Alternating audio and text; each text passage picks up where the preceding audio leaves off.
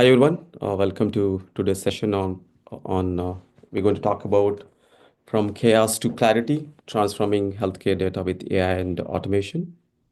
So really appreciate you all taking time to be here. So right now with all the AI buzz going on in the market, uh, so we are living in the time when the healthcare is generating massive amounts of data from clinical workforce to patient records to real world evidence and payer systems. But the reality is more data doesn't always mean more clarity. So in fact, it can lead to more confusion if it's not managed well.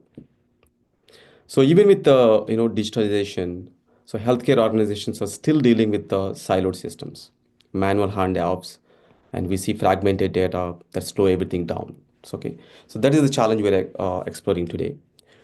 So today we're going to talk about how AI and automation can bring clarity to that data chaos, and we'll explore real-world use cases, governance, impact on operations, and what really it takes to build scalable, future-ready systems.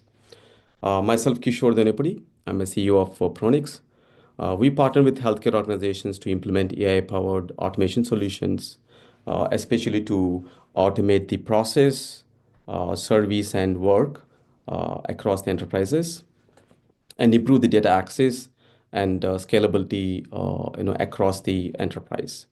So I'm honored to welcome our guest, Dr. Eva. She is the SVP of Operations at Target RWE. So she's nationally recognized expert in healthcare analytics, real world data, and digital health operations. And so Dr. Eva, thank you so much for being here. Let's dive in. Maybe if you can briefly introduce yourself, and then we'll get started. Absolutely. Well, first of all, thank you so much for having me here, Kishore. It's such a pleasure to be here and talk about a very important topic of AI and how AI can shape healthcare, our future, and ultimately improving patient outcomes. For those of you who do not know me, I'm Dr. Eva Kleczek, and I'm an executive in analytics and operations. Been in the industry for 20 years and had the chance of leading many different teams from analytics to operations and market research, and really, firsthand impacting how we review data, analyze it, and ultimately ingest it and get insights from it. So it's such an exciting time to talk about the transformation and the applications of AI, and especially every single day we hear another use case. So I'm looking forward to talking to you, Kishore, about what to expect and where we are headed, and hopefully all of our audience will find this discussion quite interesting. Thank you. Definitely, yeah. So let's get into the challenges, what challenges the healthcare industry is facing in terms of the data. So let's kick the things off by acknowledging the elephant in the room. So despite, there are a lot of advancement in digital tools, healthcare data remains incredibly fragmented, right? So if you see a lot of healthcare systems, they still don't talk to each other. So there are a lot of manual processes everywhere. That really slows down the operations, but affects the patient outcomes and decision making. So Eva, from what you are seeing, what are the key challenges in managing healthcare data today, especially with the fragmentation, manual processing, and disconnected systems? Yeah, great question. First of all, I wanna mention that we are producing a lot of data every single day, whether it's our devices that we have, whether iPhones or our watches, from going to the physician office and having medical records created for the visits and the treatments that we receive, going to a pharmacy where we pick up our drugs, that also creates a record claim that is being then analyzed, and ultimately our payers and any other forms of digital as well as lab type of data that is being done. So the amounts of data that is being produced is quite enormous, and it's growing exponentially every single day. One of the problems that we are seeing right now is there are many different ways of collecting the data. There are many different ways of ingesting the data. There is no standardization. There is not a common way of thinking about it, how to integrate the data together, which ultimately creates a impact on how quickly can we get insights, how can we improve patient outcomes, and provide the decisions and the information that it's needed to make the right decisions, change the policy, and improve the overall healthcare system. Healthcare recently have been in news. That's because many of the health systems are not having enough money to pay or I guess pay their debtors and then also support the patients that are coming in. And that's partially also impacts how they are ingesting the data, how they are collecting the data, and ultimately how they can support analyzing the data in the real life. The other piece that I want to mention is while we are producing a lot of data, there are so many different vendors that collect the data. Even in the electronic medical records, there are a couple primary vendors that support the software, that provide the software that collects the data. And because they're not always all the same way or being applied the same way, it creates a difficult situation when you are trying to merge data across multiple health systems with already inherent differences how physicians and provide the information, or how the health providers provide the information, but also then how the data comes through. So we really have to think about it. How do we, where the opportunities are for standardizing how the data is being collected, how we transform the data, and closing those silos when it comes to ingesting and connecting all of the disparate data sources to derive the insights. The one thing that I want to mention is the interoperability is a big issue as a result of all of these different nuances or differences in how the data is being collected. So if you cannot prove that the same information is collected across health systems the same way, or across physicians or whatever other healthcare providers, it can become a real problem when it comes to analyzing the data and then deriving insights because of that inherent bias or difference that might be provided. Yes. Clearly, when it comes to the number of vendors that are then supporting data collection and aggregation, we still have a problem of having differences how we link patients patient data, how we tokenize the data, and ultimately how this is being provided for analytical purposes. So there is plenty that we can do, plenty that we can standardize, and I think plenty that we can solve and try to think through how the newest technologies can help us in improving the interoperability, the transformation, as well as the provenance of the data and tracking for audit purposes, all of the transformation that we're doing to the data and the analytics that we are driving on. Thank you. Excellent. Okay. Yeah. So I could not agree more. So in my experience, interoperability and siloed systems are the root of the, delays and inefficiencies. So as I said, without these connected data foundations, so even the best tech investments may struggle to deliver the results. So that I totally agree with that. Mm-hmm. So let's move on to AI and automation in data transformation. So with the healthcare generating large amount of data sets at unprecedented pace, so the need to process and act on the data quickly is crucial. So this is where AI technologies like NLP, Gen AI, conversation AI, and also RPA comes in.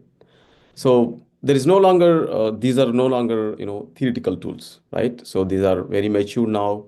There are a lot of platforms and products available in the market that are really solving real operational problems and enabling data teams to do more with the less, right? So that's a mantra of AI, right? To do more with the less. So Eva, from your perspective, how is AI helping solve these problems? So where you see most value with NLP, machine learning, and RPA? Yeah, great question. So I think, first of all, for those of you who are listening, AI is here to stay. So we all have to think about it. How do we apply it? And the most common question that anyone is asking right now at many of the organizations, whether it's health systems, whether it's research organizations or any other vendors and supporters of the industry, it's what is the use case? Where do I apply it? And what can I gain?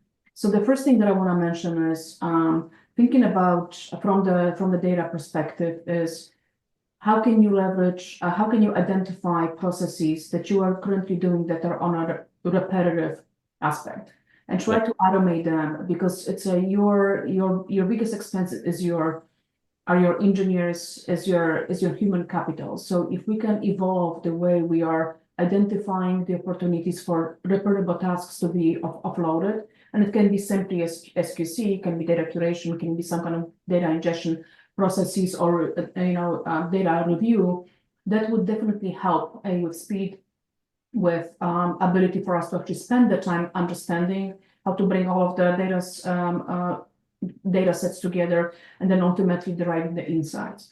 But more importantly, I think with AI, we are seeing a lot of application to multiple places. First of all, it's how do you derive insights from unstructured nodes?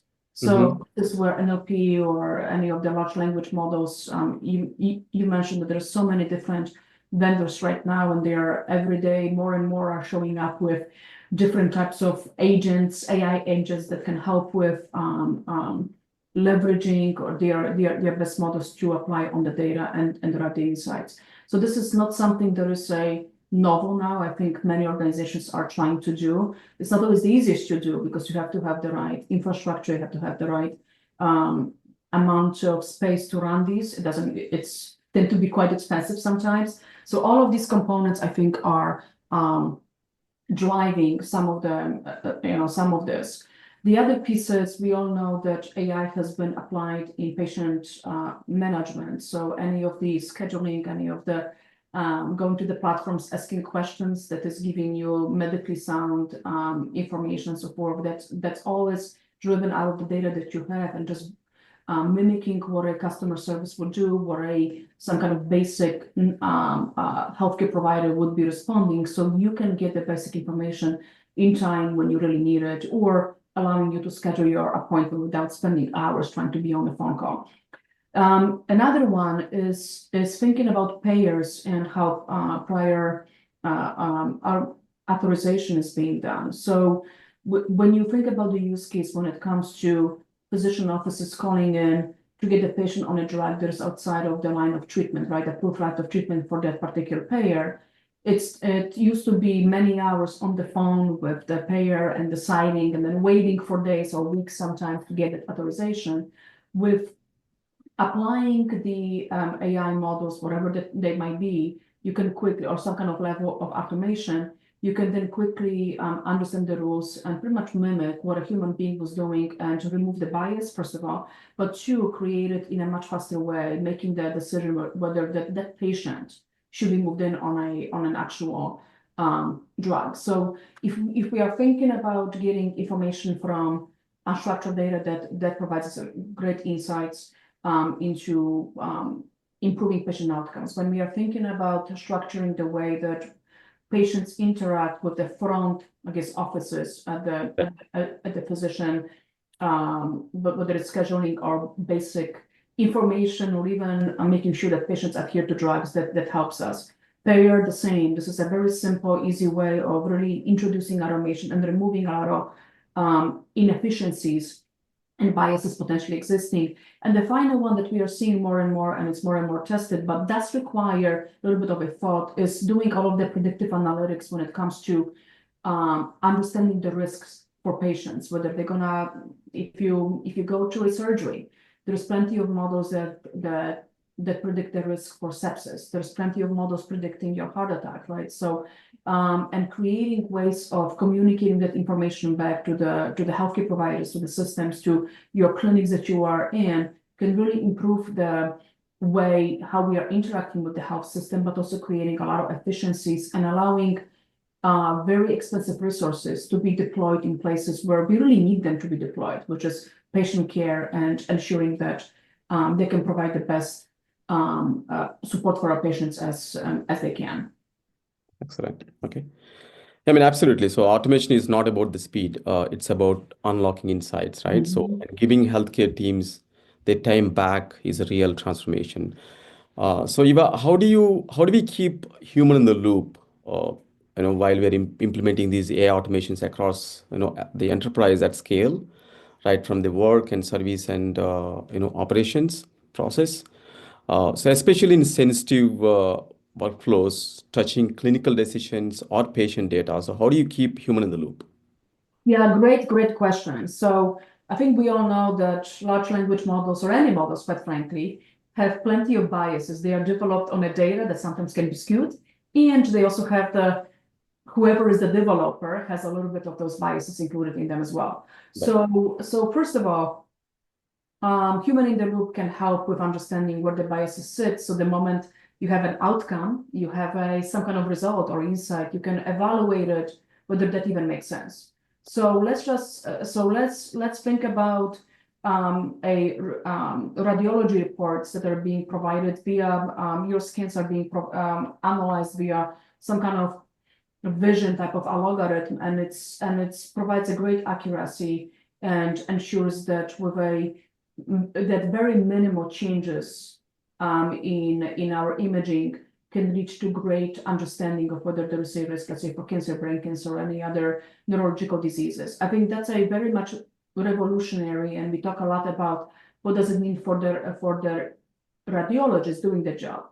Right. However, as with every model, there is a point of drifting, right? So you always need to understand where is the ground truth. So having a way for human in the loop to come in at some kind of basis, whether it's frequent, infrequent, that is something that needs to be established based on the use case that it's needed, and validating those outcomes and saying what a human being would actually do. That's where the human in loop comes in, because you can quickly identify when there's a point for either retraining the model, if you're talking about NLPs, or fine-tuning your model when you're thinking about LLMs or any other types of models that you are leveraging infrastructure developed outside of your environment, and allows you to always validate it. Anywhere you would go, you always hear is the human in the loop, the ground truth is the Yes. for understanding you're fine-tuning your models, but also making sure that there is no drift. And the drift might come in many places. We don't talk about it. It's maybe structural change to the Yes. data. Let's say a healthcare policy changes, right? And now every physician is required, every healthcare provider is required to do A, B, C, and D. That can Right. ultimately change the impact. But the other one is really those models, the underlying build of those models no longer relevant to the information that is being analyzed and ultimately or the underlying data, and ultimately having changes in trends that can impact wrong decisions being provided. So I would say that's the first piece. The second piece is, I always say, is that if you think about creating any types of models, always having the ground truth really serves as a labeling. I think when we were thinking about logistic models before, you always had the 1 and 0, something happens, doesn't happen, and so forth. The ground truth is really that label. It's having an expert look at the record, look at the data, Mhm. and really map it out, what is true and what it's not true, and ensuring that when we are fine-tuning the models, creating those prompts, creating NLPs or whatever other types of machine learning models that we are doing, that even the labeling is consistent with what the clinical guidelines are, what what regulatory requirements are, what the Yeah. law is, right? What the ethics is, what are the different boundaries we want to set. And I think that's what allows to make sure that they don't drift outside, or when they are drifting, or they are moving outside of the predetermined boundaries, we can move them back in and ensure that certain decisions are not made that ultimately would impact someone's life. We are in a healthcare industry, right? So we are talking about patient. We want to always have a positive outcome, never the other way around. And I think that's what the human in the loop and the understanding of either the technology, the analysis, or the clinical components, or better, all three at the same time, can really impact how these models can be deployed, but also how we leverage them and ensure that we apply them in the right places and make the right decisions, with the understanding that human in the loop can really validate those outcomes that are seen from the models. Great. I mean, great point. So thank you so much for clarifying that. And so we always say, right? So AI should amplify, not replace human expertise, Mhm. right? Especially in healthcare, that final layer of judgment and empathy is, it's irreplaceable, right? So let's talk about some real world use cases that you have experienced. So it's always, helpful to move beyond strategy Mhm. and get into practical examples. So I have seen last 1 year especially, I've seen a lot of C-level executives, struggling to come up with the use cases that are related to their business in terms of the repeatable tasks or maybe the mission critical tasks, right? So across healthcare landscape, we are seeing, powerful use cases, where AI has accelerated, decision making, optimized patient engagement, and also improve the research workflows. So can you share a use case or maybe multiple use cases where AI made a measurable difference in clinical research or maybe payer analytics or maybe operations? Yeah, great question. So first of all, I always want to say when you're thinking about the use cases, always remember healthcare is a little bit, healthcare always is behind, right? For a reason, for a good reason. We are a highly regulated industry and we want to improve patient outcomes. That's the primary goal, regardless what side you are sitting in, whether you are a healthcare provider, whether you are a health system, whether you are a researcher, a technologist, and any payer or anyone else. That's always that thing. So that's always the most important goal that we all have it. We want to improve someone's life. So Right. with that in mind, choosing the right use cases is beyond the repairable task. It's always what is the, first analyzing, deciding, is that the right time for us to do this? First of all, are we the company, are we the health system that can do this? First of all, that's one. Second of all, understanding what are the lowest on the pole or the risk level tasks that we can automate it. Mhm. So in payer analytics, we just talked about the prior auth, but there is also AI can help or the models can help in understanding the any fraud when it comes to claims data, resubmission, fraud, waste, inefficiencies, and ultimately flag them to make sure that that the system doesn't experience a lot of money being placed on wrong therapies, patient having too many tests done, or quite frankly, inappropriate tests for what they require. So that's a very real life application where we're deploying, I guess, AI models can help. The second thing is with the AI engines being recently deployed and becoming this year the number one word, right? As a year of the AI agents, it is also thinking about it. What does it do for research? What does it do for marketing? And we talked a lot about synthetic data in the past and how is it used for the use cases, but we are Mhm. seeing more and more applications in research. That includes healthcare research, where Right. synthetic data is being created using large language models or any other types of tools that have been developed, and studies developed of that, meaning you can do segmentations, you can do predictive modeling, you can do whatever other use cases you require. So that use is definitely brings in a very impactful and very important piece. The next one that we have that we can think about is really thinking about quality checks, thinking about governance, thinking about how do we ensure for privacy and meeting all of the regulatory applications. That's another way. These tend to be somewhat rule driven, but also can predict when something outside of those rules can be might be happening down the stream. So thinking about these use cases is always important. And the final one, when you're thinking about clinical trials, it's always difficult to Yeah. bring in patients. How do you find that one patient who meets this criteria? And I think deploying some of the AI models and different tools and techniques can quickly screen the patients through, can analyze the variety of data very quickly, and provide the subset of eligible patients and bring them in much faster with much higher accuracy. So I think this is I went through many different examples, but I think they are all examples where not only the speed was seen, but also is the ability for changing how we are doing research, providing the accuracy when it comes to how we are reaching out to different groups of individuals, and the progress that we can quickly make and identifying issues well in advance versus what if we have to rely on just a human being doing those jobs. So again, speed is not everything, but it's also the application of and protecting yourself from any other gotchas that might be happening in the future. Understand. Okay. Thank you. I mean, it's always, powerful to hear such real examples. So at Pronix, we've been seeing a lot of use cases across payers, providers, and life sciences. So for example, in payers, we're looking at member self-service, ID card retrievals.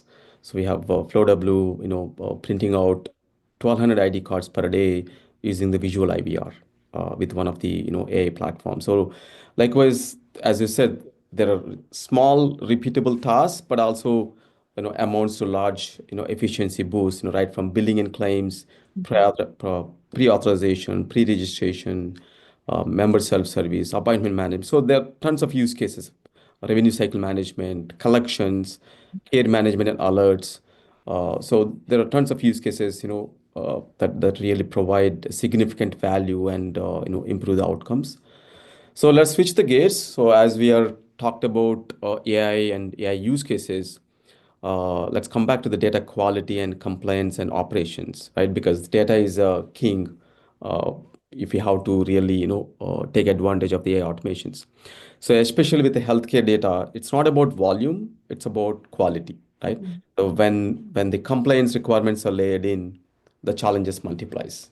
But AI is increasingly being used to monitor data in real time, improve the quality controls, and ensure the regulatory compliance. So, in your view, so how is AI improving data quality and compliance, and how are you seeing it streamline the operations as well?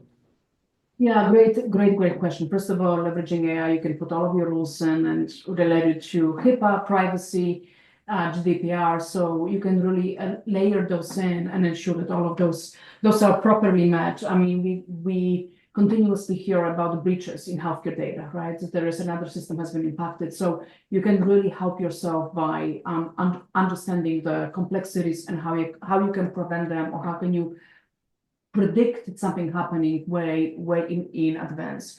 The Yeah, other piece is thinking about data quality, but creating machine learning models to understand where the discrepancy might be happening. Because sometimes when you look at the surface, the data might be still looking good, but over Mhm. time, the trend might deviate from what you normally can see.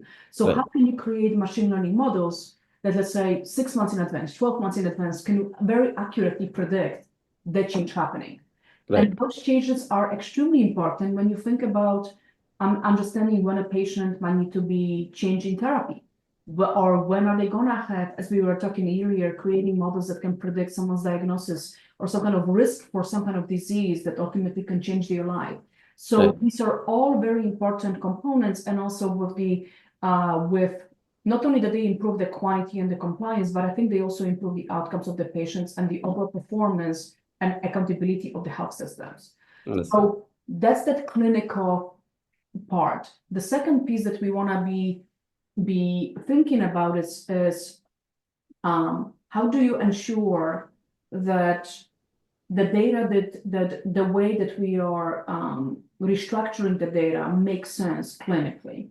So Hmm. you can develop models where they can actually be ensuring that certain drugs don't show up together. And I think this is very important at the hospitals where very often there might be errors related to which drugs are given, right? So how can you running those models, creating those models, and putting the safety measures on how the data is captured, and having ways of pinpointing, for example, when the error might happen way in advance, I think it's very important. And also where the errors are happening, meaning which groups might be having higher rates for errors, what types of diseases might be happening with over errors and so forth. So it's not only the data quality, but I think it's the understanding of the potential prevention that may happen when it comes to execution in the healthcare system, which we don't talk very often about, because it's all about, I just want to make sure that my data is accurate. However, it's also the impact on the data might be accurate, but the data might be causing the insights might not be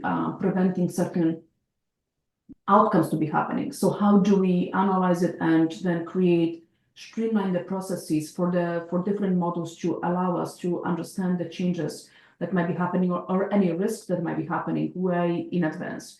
And clearly, compliance is very important, right? We never in this industry we never want to be outside of our compliance. First of all, I always say that you never should do any harm, and you always should be ethically sound.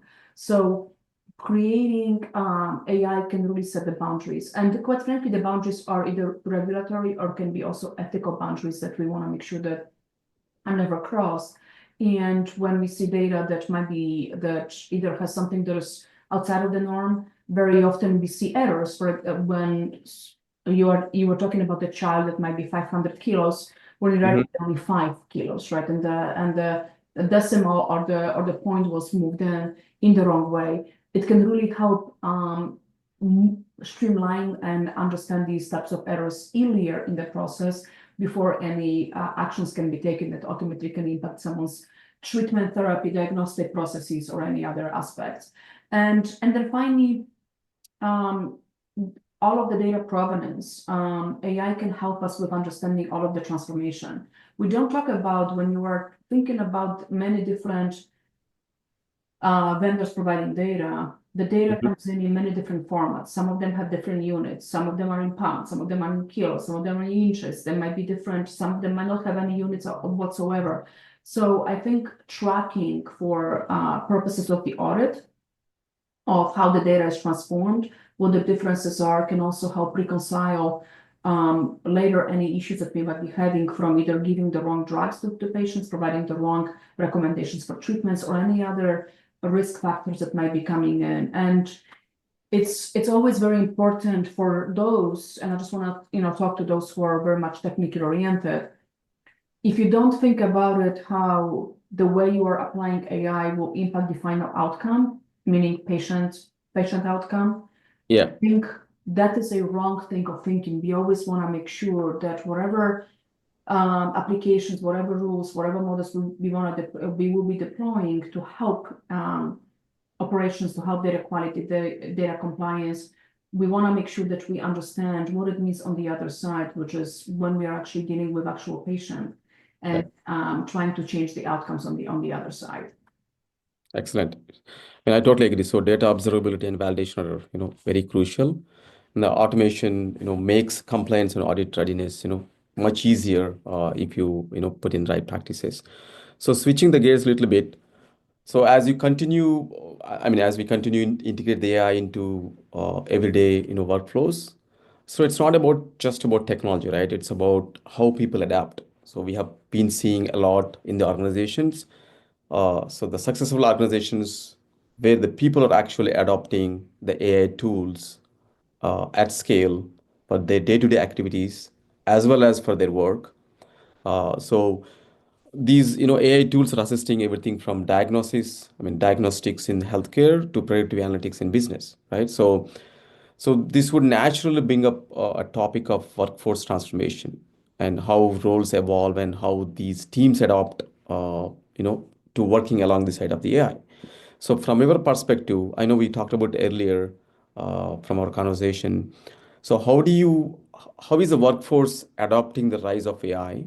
And are you seeing traditional roles like data scientists and radiologists evolving into more strategic and AI augmented functions? So where do you see the workforce? I won't say replacement or displacement. It's more of a workforce enhancements. Sure, great question. I'm sure many of those who are on this podcast here, on this session here, probably are asking, what does it mean for me, right? I went to college, I'm a great technician, I'm a great data scientist, or I might be even a clinician. What does it mean for me? And we all have been hearing on the news that in 2 years, we all might not have a job, right? So, or certain jobs are gonna be disappearing. And I think we need to think about this a little bit differently. I want to say one thing, especially for the young people who are listening, our careers, the success of our careers is really ours in our hands. AI is changing so quickly, so much, and I think we all have to be staying in some level, understanding what generative AI do, which just now seems like all the news, right? Now we are into agents and how agents are going to be working for us, and pretty much soon, hopefully, soon some companies will be only run by agents. AI engines, and it's going to be a very different way of working very way of analyzing data, ingesting data, and ultimately how we're going to be all functioning. However, there is still, like we discussed, the human in the loop component. And the human in the loop component is not that I'm going to be creating the code, because you can go to Gemini, ChatGPT, or any other tool and say, I want to have a basic code for data ingestion for this and this and this, and it's going to give you. So it's less about understanding how to do certain tasks. It's more understanding the underpinnings of what these models are. So really understanding the clinical side in healthcare has to be the clinical side. It has to be the policy side. It has to be the analytical side and the technology side. So if you bring all of, and then ethical, clearly ethical and the regulatory part, but it's really understanding all how to interpret the outcomes and understanding when the models are going to go wrong on us. That is a key. So to your point, it's not that it's going to be replacing data scientists. However, the data scientists who will be in high demand, Right. those that understand the underpinnings of these models, they understand the biases. We all talk about it, that these LLMs or any other models, they're all biased, right? They are biased because of the data that they were trained on. And they're also biased because not always pick up the nuances that are related to the data that they are being fine-tuned on. So we always have to understand this. So those who will be understanding how to interpret the results and understand the underpinnings of these models will be the ones who are going to be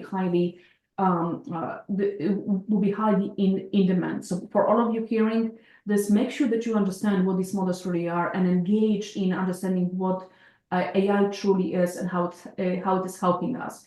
The second piece that I would say is companies that will be successful are going to be those that are going to be cross-functional, interdisciplinary groups, because again, as I mentioned, it's not only the technician, but it's also the policymaker. It's also the clinician. It's also the person who understands the regulatory aspects, the privacy aspects, those who are the statisticians who understand how to interpret the data from the statistical component and what is needed in order to derive certain insights.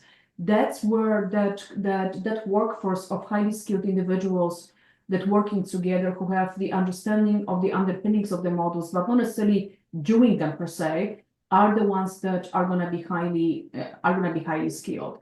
When you asked me about data scientists, so there were two jobs specific that you asked. So I want to say to the data scientists, if you think about where we were in 2021, where so many data scientists were hired by big pharma companies and others, they had thousands of them. Now many of them have been laid off because they realized that it's not only about hiring a lot of data scientists, but also understanding what is the purpose of doing the analysis, how you integrate the data. There is all of these different components that you have to account for. So again, data scientists will be needed, but now we have data scientists in a box, right? We have the AI agent, who is a data scientist that can do the basic, simple queries for you. So again, for us as data scientists, it's less about knowing how to program anything, but understanding the concepts in a way that when you see the result, you know whether this is right, wrong, or indifferent, right? Can you take it to the next level? Understanding how your prompts are going to change the outcome that you're going to receive, how the data that you're going to be fine-tuning on, and the issues with the data that might be having. Let's be honest, no data is perfect. Has never been a perfect data, and there will never be perfect data. How does that impact, and ultimately how the human in the loop ground truth and the validation, how that plays in. The second group we were discussing is the radiologists. Machines are much better in understanding the differences on the scans than a human eye. However, there is no better understanding. Radiologists, while there will be the predictions are that they will not be distinct, but there will be very few of them. They will be still reviewing those particular scans, because you don't want to ever have a situation where the wrong decision for a patient will be made. If you diagnose someone who shouldn't, well, that can be always reversed. But what if you don't diagnose patients where they should be diagnosed because of an error in the model? So I think, again, it goes back to having fewer people, but very skilled in what they are doing and understanding the technologies that are going to be used in in identifying or providing the insights that we're going to be leveraging for treating patients, for patients' outcomes, and any other components related to healthcare environment and activities happening there. Thank you. You are spot on. So we are seeing AI enabling, reskilling and letting healthcare professionals focus on high value and human-centered work. So it's all about, it's an evolution, not an elimination, right? I mean, that's Exactly. what we've been talking about. So coming to another topic of ethics and governance. So been questioned on this, several times from the C level when we are, trying to help them with AI automation solutions. So obviously, what is the governance model for all of these models, all of these workflows as we are reinventing with AI driven tools. So as AI gains more decision-making power, right? So it raises important ethical and governance questions from bias and transparency to, reasonable data usage. So it's critical that organizations embed trust and accountability in every layer of their AI programs. I mean, we have seen a couple of companies, I think last year, sued because of AI is said so and so forth, but it's not actually true as per their policy. So I think the customers have been suing the companies for providing wrong information, right? So that's where I think ethics and governance comes into picture as well, apart from the quality. So with AI scaling fast, how do you ensure privacy and ethical AI use and a good governance? This is an excellent question. I think it's extremely important. I think we probably all agree that law doesn't follow the innovation very quickly, right? They are always behind. And I think this is where it is becoming a little bit tricky because you want to have a law that doesn't, that supports the places or provides guardrails in which we are supposed to be, I guess, exercising our innovation, but not hindering innovation. I think that's very Right. important. Unfortunately, right now, with AI especially, law is so behind that we don't have probably a lot of guidance. It does change, and I think there's more and more organizations, nonprofit organizations that are talking about responsible AI, ethical AI, explainable AI. I think these three terms are coming in very important, and they are building, especially in the healthcare industry, they are building the rules related to what it is that we should be doing. Recently, all of the regulatory bodies are talking about when you want to get a submission for a device, what the documentation should be about your model, right? How do you train it? How do you validate it? All of the things that we were just discussing related to applicability of the model. But I think I would say is the biggest part that I am very much concerned with is, and I think probably many people are, is the ethical component. Will we allow AI to make decisions that human being doesn't take lightly? Because if you think about it from those who are very, very savvy in AI or those who developed it, they are saying that AI this year it's 9 years old. That's a child, right? So and they are putting into the years of a development. Maybe it's going to become 15 years old by the end of the year because it's growing exponentially. The knowledge that AI gets or the platforms behind the models behind it is growing. So the question is, model can predict many different things. The question is it ethical? Is it Mm-hmm. ethical for AI to decide who should get a treatment and who shouldn't? Right? Right. The same thing was with self-driving cars. Is it when you have two people on the roads, but it's one is child and older, right? That whole dilemma issue. Where does the car steer? To the older person or to the child person? Depending on the culture, the answer might be different, right? Right. Right. So I think these ethical parts still need to be figured out. And I know that there is brand new, I guess, groups that are thinking about this because we do want to make sure that compassion, that ethical thinking that human beings have is Mm-hmm. installed, or at least barriers put in on what AI can do and what cannot do. Right. Second piece that I want to talk about is the explainable AI. And we talked about the human in the loop and so forth, but again, very often we do not know what it's in those models. So for healthcare especially, that creates a little bit of danger because the risk for doing harm is much higher than anywhere else. So I think we need to have governance. We have to have places where we can really streamline where we are headed, how we're gonna manage that. And the final one is about our data privacy. So Mm-hmm. it was a 23andMe or whichever other place where you could get your DNA tested has been now going out of business, bankruptcy, and they got the permission to sell data for the data that has been personal data that has been collected for the individuals. How do we protect ourselves from that? How do we Yeah. protect ourselves from now data being used for purposes that we don't want? What if it gets into someone's hands that shouldn't be getting? Right. And also thinking about AI models, we always hope that models are created for the good of the humanity. What if it's not? What if they are going in? If models are being developed to try to steal personal information of every single patient in this world, and all of a sudden we have a more of a existential issue. What do Hmm. we do then, right? I think these are all very philosophical, but I think when it comes to law needs to start thinking about it. There is many different groups, cross-sectional groups with the clinicians, the policymakers, those involved with ethics, those involved with philosophy, thinking through these, because it's a very interesting topic that I don't think we have ever had on what is the good side of AI and what decisions we don't want AI to make, and when are we going to be comfortable for AI to make certain decisions, and what these decisions are or are not. And I think we don't really we are still far away from that. I think right now we are more concerned about cybersecurity. We are more interested with patient privacy, but I don't know that we have been talking about it yet, what AI should do and shouldn't do when it comes to making healthcare decisions for us. Understand. So I've seen few questions coming in. So let's park there, but we have the last, topic. So, and then we will get into the questions. So, thank you, audience, for waiting on. So let's talk about the future-ready infrastructure. So, lastly, let's look at the future, right? So, as the healthcare organizations scale, especially in the AI space, so the underlying infrastructure has to evolve too, right?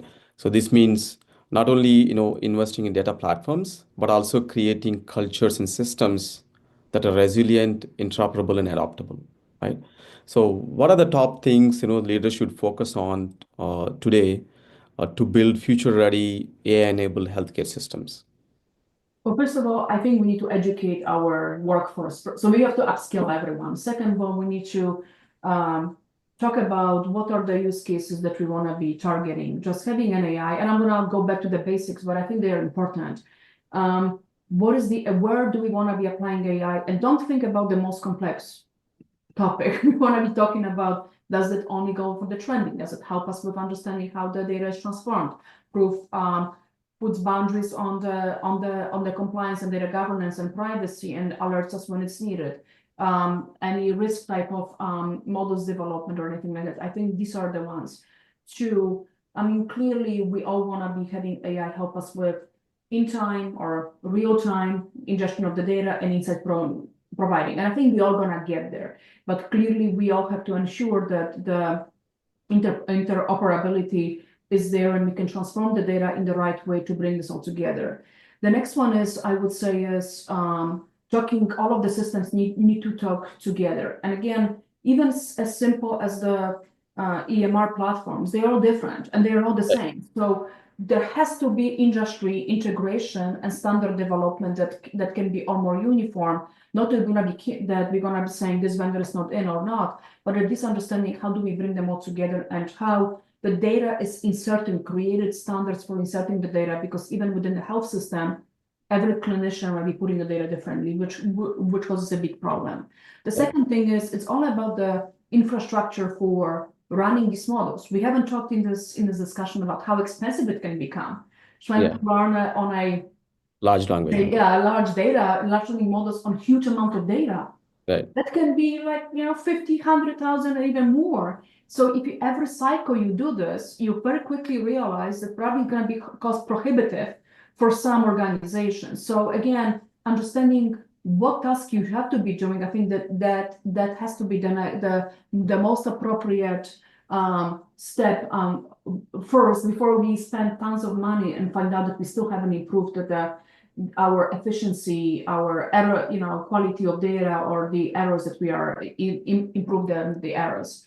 And then finally, it's continuously thinking about how to leverage human in the loop. If you want to be scalable, you have to be scalable in places where where you're removing the repeatable work, but we are leveraging individuals. You are removing the crazy little tasks they do on a daily basis, even as simple as writing emails now, or scheduling. Think about these little places where AI can help and allow individuals who we pay a lot of money to really focus on the decisions where they are needed. So there's the platform, the systems, and the human component to this, and then clearly the storage and the processing. Not everything will be able to be solved at the same time for every single organization, but I think we all can slowly move there. And at some point, quite frankly, many of us will be forced to move much faster than we want.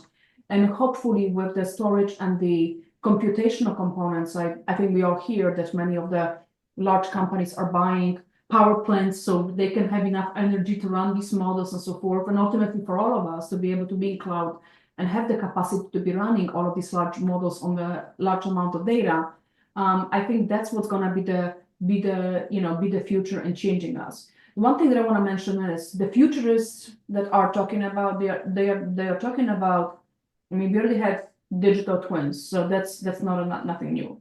But what digital twins are going to be doing for us in the future?